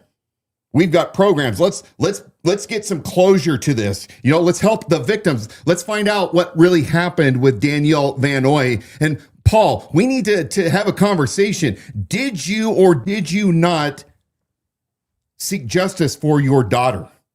But no, you're not going to do it because you know what the response is going to be. You know what the results are going to be. And you don't want any of that shit on your shoes because your nice designer clothes that you are going to wear on Sundays as you're preaching the gospel, you can't have any of that stink on you, can you? No, I'm just a boy that grew up in Idaho and I live in Rathdrum and I'm just one of you. No, you're not. You're nothing like us. You are a high and mighty ruler that doesn't care for the sheep. The same that Paul doesn't care for the sheep, or the elders at Candlelight don't care for the sheep. And John Padula doesn't care for the sheep. And Tim Remington does not care for the sheep. Wake up, people in this county. If you truly want the gospel of Jesus Christ, if you want to follow the word, it's time to cast these cowards, these con men aside, to leave these buildings and to gather in groups where people who really want to seek Yeshua, our Savior, and do good in your community without the big buildings and the overhead and the tax exemptions and the thousands of programs that bring in money and notoriety. How many real life churches have had scandals over sex issues? Now, I understand they're not all necessarily part of Post Falls real life. I get that.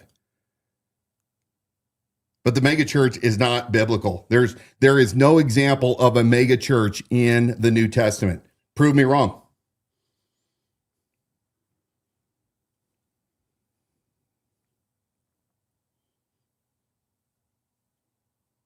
Unbelievable. Everything that you've pointed out that's unbiblical really are the same arguments that they use for being able to reach people with the gospel exponentially. If you create a model that's duplicatable, then you have the ability to hold 1, 2, 3, 4 services in a weekend and think about the exponential numbers of the people that you can reach. And an ongoing argument online is that how dare you question Jim Putman? He's done more for this community, more good for this community than you could ever do in a lifetime. Wasn't there a football coach back in Pennsylvania, a famous football coach, for all you idiots that say stupid shit like that? Somehow that there's, these scales of equalization where you can do some really bad shit, but if the good stuff you did is way up here, then you know what? It's no harm, no foul. That's not the way things work. Was it Sandusky out of Pennsylvania? If I remember correctly, the football coach that was, a favorite, well-beloved coach. Turns out that he was molesting and raping boys. But why don't you use the same argument with him? Oh, I know, because he wasn't in a church, right? He didn't help all these kids go on to play major league sports to get their scholarships.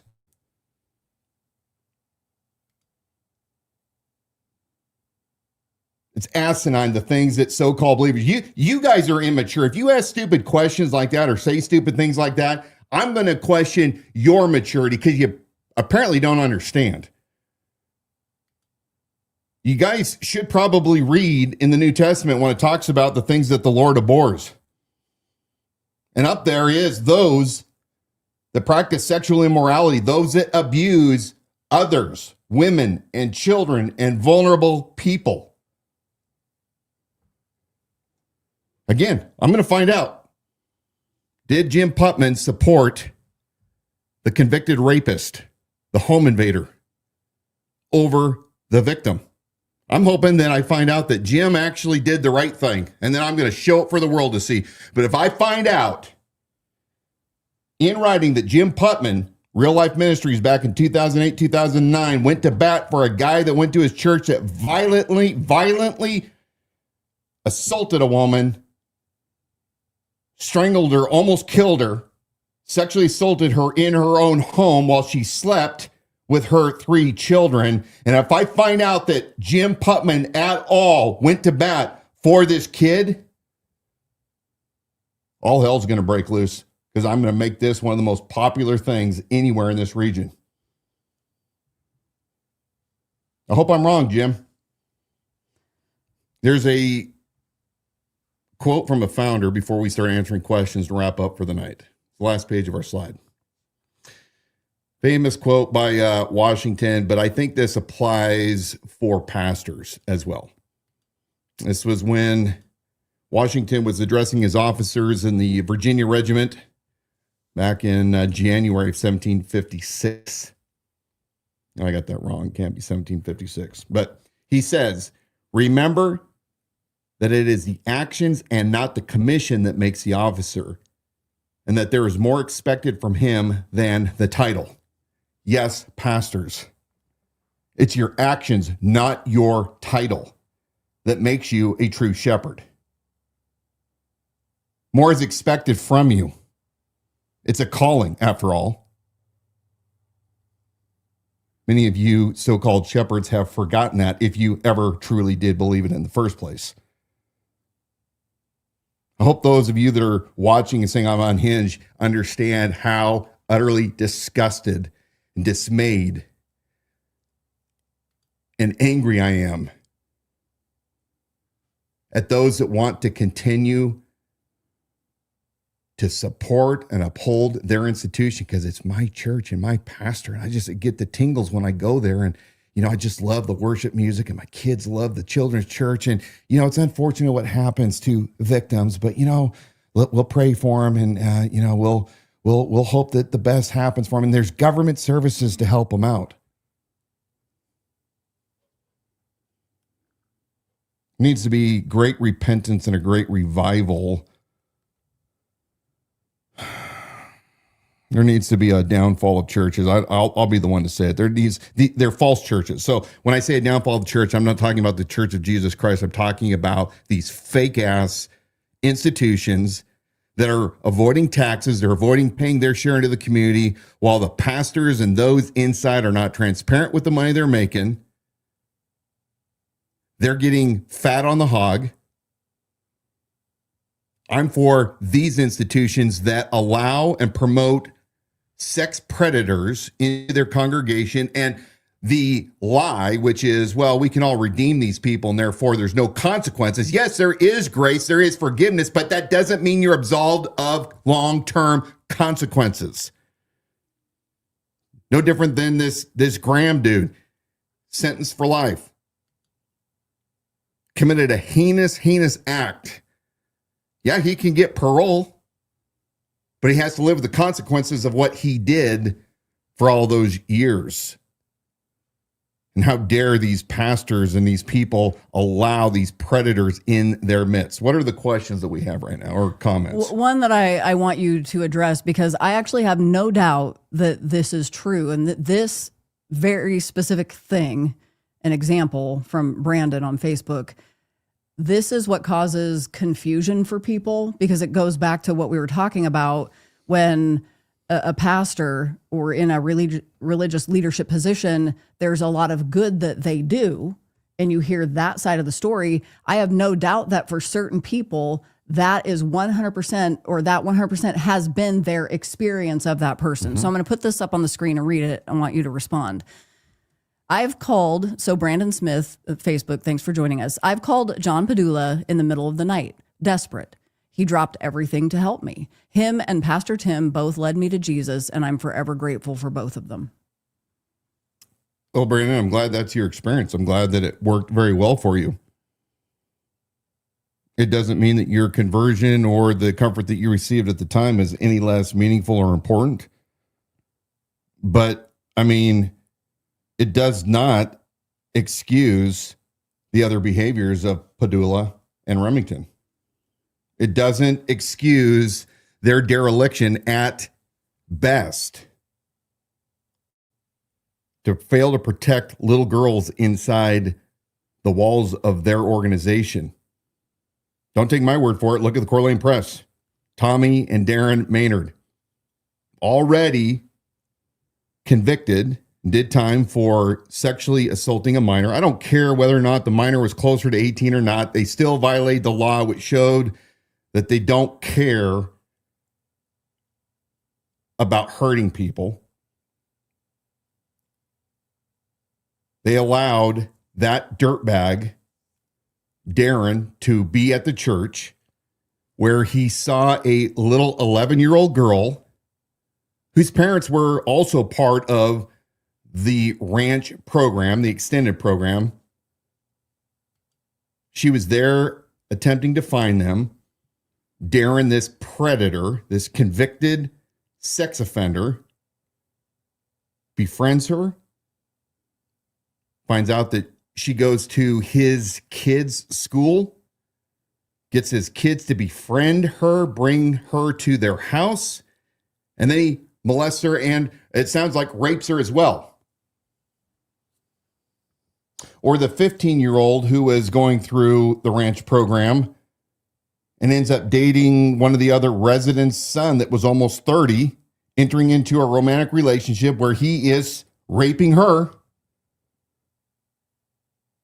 But the justification is, well, you know, she was almost 18 and, you know, she was kind of acting a certain way and kind of asking for it, you know. So, I mean, the Jezebel spirit, anytime you hear, I'm going to tell you, men, don't say this. Anytime you hear somebody accuse a woman of getting what she deserves because of her Jezebel spirit, absolutely run from that conversation or set them straight. Go into the Bible. There is no such thing found in the Bible, a Jezebel spirit. This is a concocted 19th or 20th century bullshit thing that men use in the church to justify their inability to control themselves. I think that phrase that is making the rounds, it's become very popular within churches and amongst church leadership. And I think that also is part of this new church cover-up culture. That is part of it, because it absolves predators of any responsibility, because after all. Sherry joining us on YouTube. Thank you. And I'm glad that you brought this up, because we were going to do this tonight. especially based on the discussion. It's the religion business. Look up The Religion Business on Prime, Amazon. And it is a great series. Dan and I have downloaded that, watched it in its entirety. That'll be like your complete education system on the heels of the topic tonight and make you far more aware of what's going on in our county. It will give you the eyes to see and the ears to hear. Sherry wants to know, do any of these churches share a transparent financial statement and salaries of their pastors? Well, Like Candlelight Real Life. I've only heard of currently Candlelight, which somebody that was in there until recently stated that there are no official CPA generated financial statements, that the numbers there were thrown together in some kind of an Excel spreadsheet.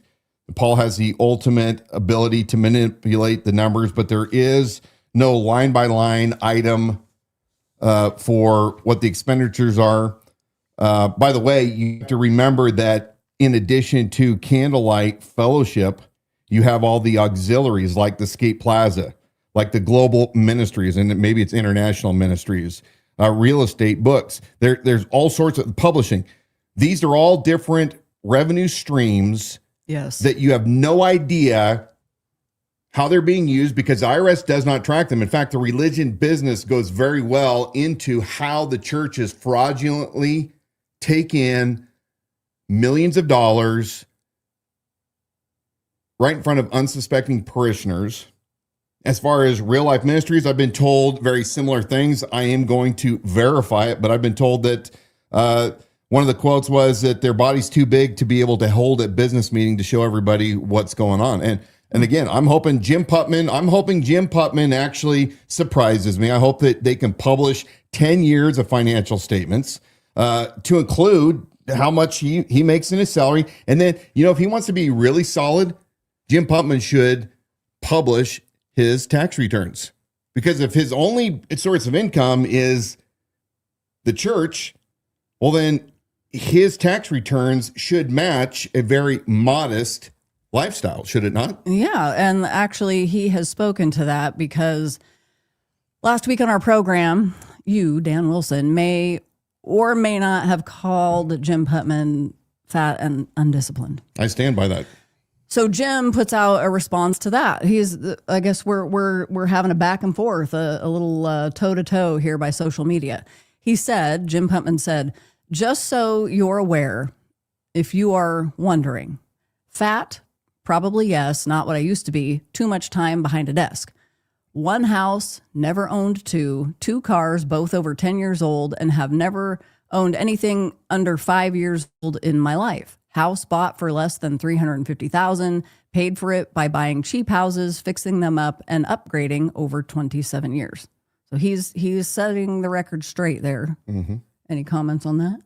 So are we supposed to just believe that? I mean, we haven't done enough of our investigation yet to find out. Jim, I think that's social media gossip.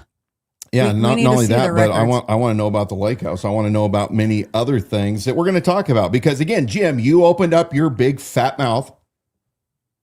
You're the one that decided that you wanted to enter into the arena.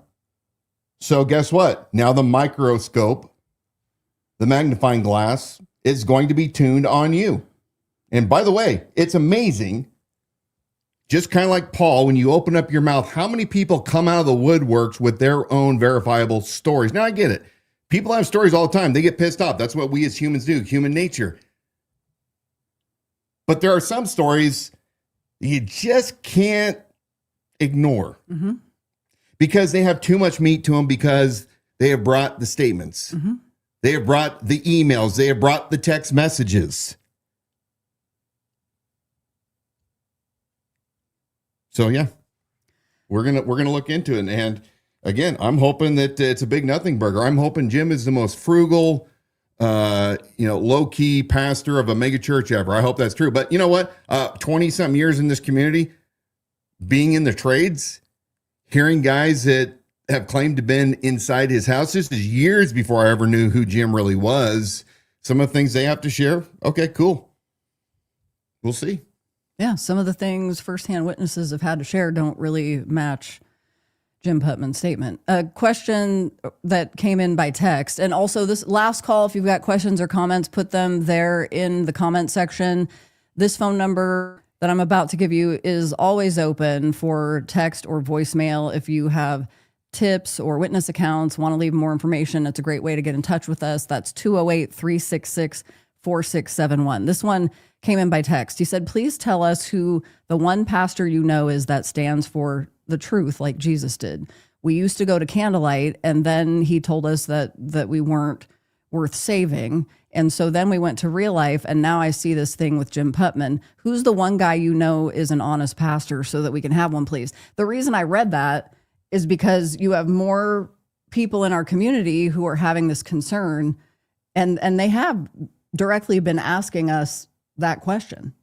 And I don't know, sometimes I think it's a same sort of a pacifier situation that we've gotten ourselves into, where we look toward our pastors to give voter recommendations and to really tell us how to morally be, because I don't know if it's that we haven't studied and practiced enough to respond to our own conscience and morality and biblical worldview, that we just don't feel equipped to make decisions like that. And we tend to want to push that off and, give me a recommendation. But I know the question's coming from a good place, because how do you wade through it?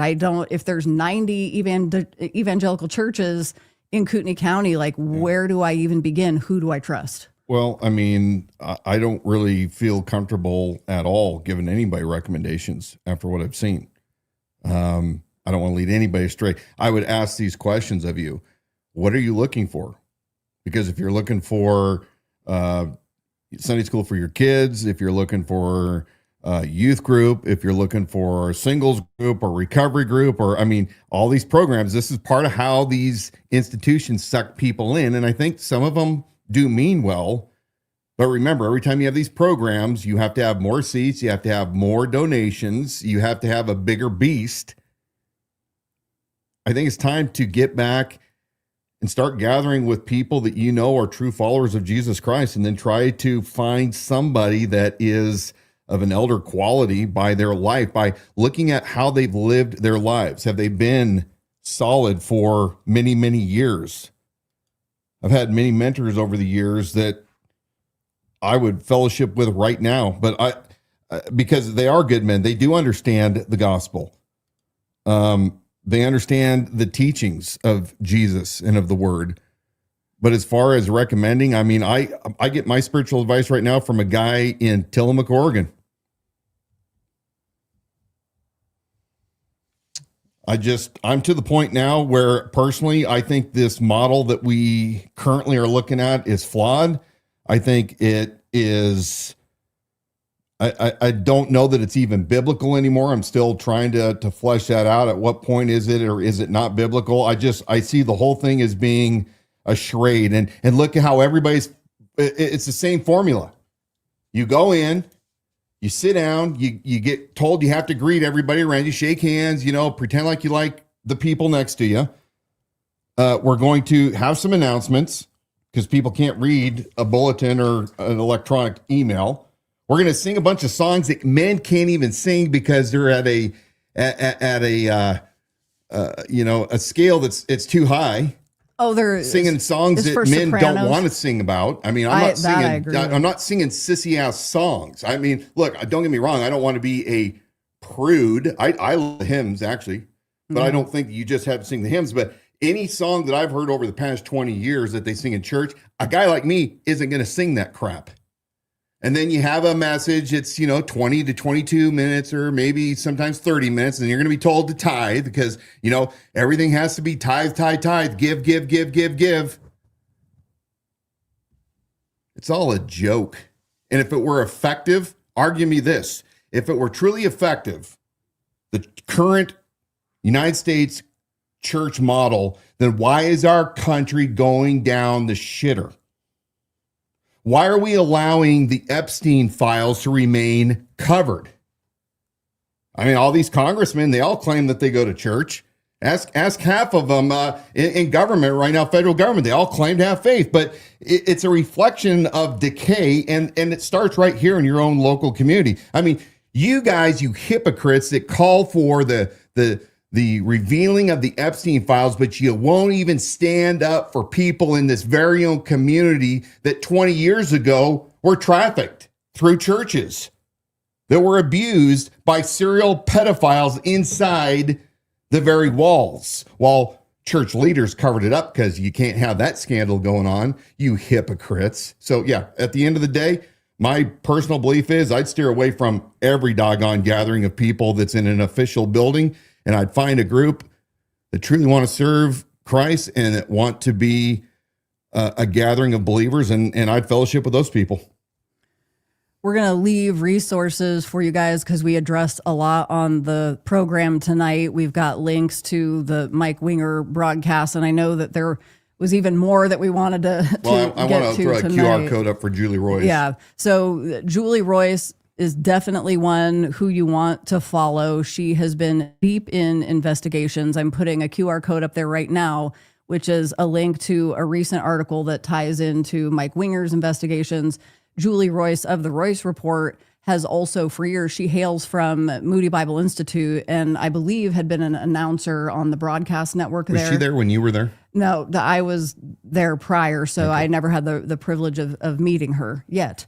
But she has worked thoroughly to expose this corruption that's going on an industrial scale nationwide, and her team of investigative journalists and investigators have done this very successfully. So you'll want to follow the Royce Report. You can subscribe to her with that QR code there.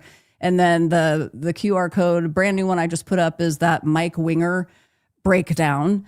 That's his comprehensive broadcast on there, because you saw just a clip of it tonight. And then if you want a little more of the backstory, I just put up another QR code to Mike Winger. You can subscribe to his channel, but he does a full report on the Todd White investigation with folks he's interviewed, witness statements, and all sorts of evidence there. One thing I'm going to say that we didn't get to tonight, but I feel really pressed to tell you this. Don't be discouraged by Kootenai County. I mean, on one hand, don't be discouraged when you have these churches with these scandals and you're going, well, man, this has been my church and my people for a long time. Julie Royce has uncovered scandals of sex abuse cover-up by John MacArthur when he was alive at Grace to You. I mean, it's documented. Julie Royce has the receipts. She's been on top of this for years. It happens to the church, big churches all over, and people that, like, Donna and I were talking about, all you shit out there, are you guys serving in any capacity or going to church? Are you even a believer? Mm-hmm. And I grew up listening to Moody radio night and day from the time I was 8 years old all the way up through raising my other children. Mm-hmm. I've heard all these great speakers. I heard the fraud, Rabbi Zacharias. She was on top of that. Another fact is I actually got my start at Moody. KMBI is a Moody Broadcast Network owned and operated station in Spokane. They've since dismantled that building. But growing up in the church, I became a young radio announcer and realized this was a path I wanted to go, something that I really loved, and ended up in Chicago, also working for WMBI. So very familiar with Moody Broadcast Network, which I understand with Moody Bible Institute, a lot of what was going on in the years that Julie Royce was there and what she exposed, which is why she has my utmost respect, because I could start to see the fracturing and the breakdown of the leadership, even in that broadcast network. But yet they were broadcasting world-renowned pastors in half-hour segments. And by the way, many of those guys that you were telling me stories about from years ago have since that time it's incredible. Fallen from grace. It is really not something you want to aspire to be a well-known national or international traveling preacher or to be a best-selling author. It is really not something you want to aspire to do, because the track record for corruption, it's not in your favor. It's not a good thing. Popularity, celebrity status, absolutely you should flood from. You should run from, rather, flee from. I said flood. You should flee from, because there is only one person that deserves any kind of credit or notoriety. He's the perfect one, the one that made eternal life possible for you and for me. And yes, I know I have many flaws and many things that I too on a daily basis must repent of. You swear. I'm not certain that that's something I need to repent of. We can talk about that. Here's what I do know. I do care for all of you victims out there in this community and even outside, but especially for those right here. If you're watching right now or listening, Dawna and I care for you, and I will stand for all of you victims. I believe you, and I'll do everything within my ability to bring you all the justice that you deserve and that the Bible demands that you get. The rest of you, we need your support. You can see the trolls out there, those that are adamant to make it an argument about anything other than what it really is. They want to get off on fake sheriffs and people that try to cause dissension. Many of you, though, know what the truth is. We need you to be vocal in the comment section to spread the truth. Tell those that haven't heard about currently what's going on. Above all else, pray for us. It can definitely be overwhelming at times, especially listening to the heartbreaking stories. And Dawna and I are exposed to these stories several times per week. Imagine, if it's hard for us to listen, imagine how hard it was for those that have had to endure these violent assaults. Mm-hmm. And we listen for to them decades. through their tears. And it's, yeah. That's all I got for the night. Pray for my buddy Jim. I'm getting tongue-tied. Jim's watching tonight. Time to go smoke a cigar and be Good down. to see you, Jim. See you, Jim. I want to remind you, download that docuseries, The Religion Business. The host is Nathan Apfel. Julie Royce is also featured in that broadcast. I'm telling you, it's an education. And if you are looking to seek out a new church or you have confusion about it, educate yourself with that before you move forward. And then trust the power of the Holy Spirit to guide you in that decision and surround yourself by mature believers. We thank you for joining us tonight on the Liberty Without Compromise live stream broadcast. Visit our website to watch past episodes, view our exclusive reports. We have more of those coming out, so probably some things you need to catch up on there. That's at libertywithoutcompromise.com. Also, remember to subscribe to our YouTube channel. These live streams on Facebook, they expire after 30 days. It's just a thing that Facebook does. So to get all of those and all the archives, make sure you're subscribed to our YouTube channel. That's at the Idaho Sheriff. And when Dan said we need your support, it's as easy as this. Follow Facebook pages, the Idaho Sheriff, and the Facebook page, Liberty Without Compromise. Join in on the discussions and conversations there. Tell your stories. By the way, Jim, you can run your mouth all day long, senior pastor, Mr. Big Shot. You can run your mouth about gossip. We've brought you the receipts. You brought us nothing. All you critics out there, you brought nothing to the table. You're blind. You refuse to see. You don't want to read it. I'm not going to be dissuaded. Godspeed to you all. Stay strong and courageous. God bless you. If you like podcasts, you can listen and subscribe wherever you get your shows. And just remember, libertywithoutcompromise.com.